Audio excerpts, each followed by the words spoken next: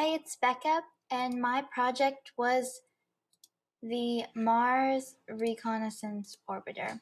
So this right here is the Mars Reconnaissance Orbiter itself, and this spacecraft right here actually cost over $720 million, and like $500 million was just on those parts there, just the expensive metalware and pieces that you needed to make it, other than sending it up there. So the facts I needed to include were: it was launched August 12th, 2005, and arrived March 10th, 2006. Its normal speed was 2.113 miles per second, and the max speed it would go was 6,487 miles per hour. A lot of people ask, so what are the purpose of these rovers here?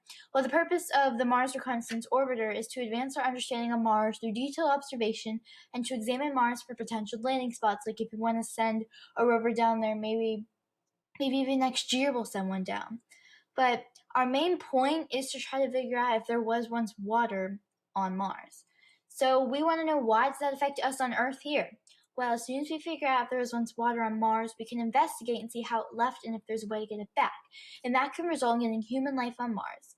Like what we talked about in class the other day when we said that Mars would be the best place to live if you didn't live on Earth, because Mars basically has the same atmosphere and gravity and stuff. So once we figure out if there's water and the way to get it back, then it would definitely be one of the best spots to have human life. These are my sources: space.com, nasa.gov, and solarsystem.nasa.gov.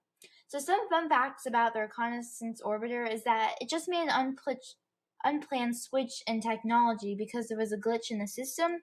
And stuff like this has happened before. It's just that because, like, as you'll see in the video I show you, it takes 12 minutes to send something or to switch a command because the spacecraft is so far away. It's like millions and millions and millions in kilometers away to try to send something down there. So since there was a glitch, they didn't know why it was happening, so many problems like this have happened before. And lastly, the Reconnaissance Orbiter broke all Mars mission records, surpassing all other Mars missions. So even though there were lots of glitches and the system was bad, it's still a really good orbiter that shows us just Mars, and it'll help us. So thanks for watching my PowerPoint, and I actually have a video to go with it.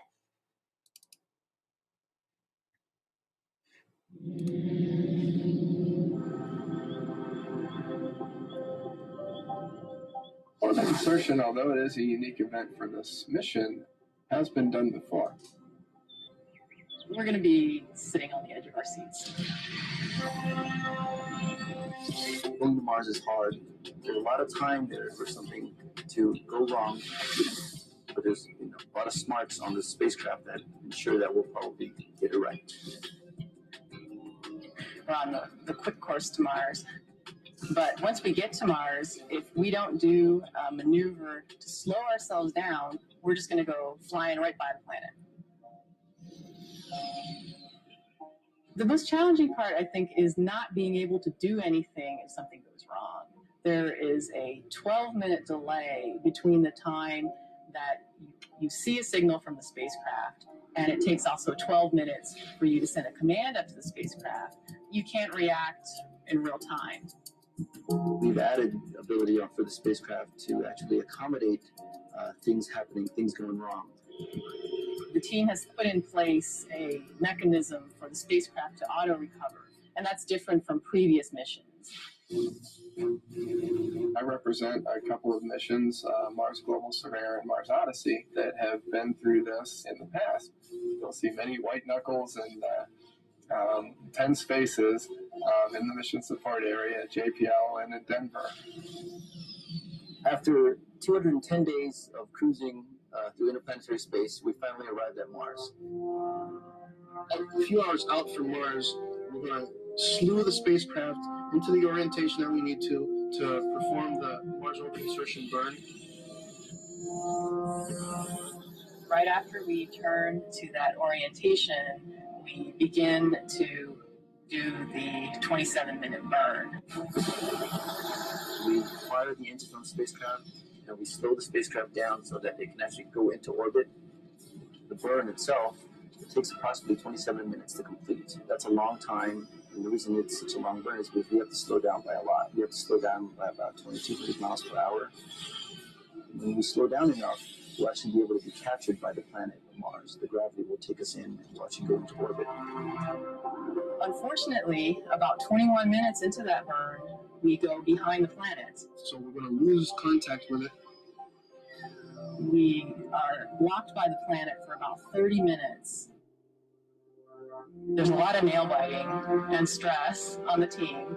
That time that we're blocked by the planet is 2 minutes before we know for sure that we've burned long enough to be captured by Mars. I can attest from my personal account of that time back in 2001, we did have that 20 minutes of radio silence, which was agonizing.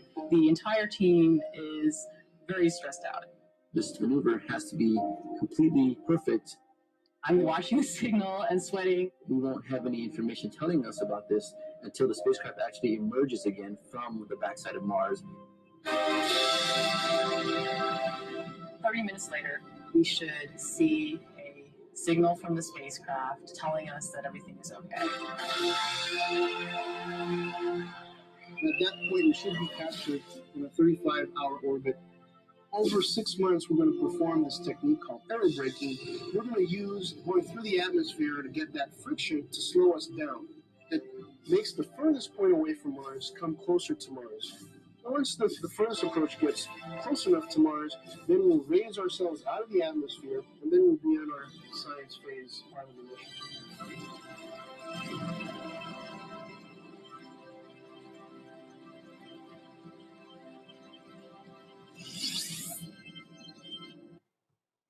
Thank you for watching my video. I hope you enjoyed.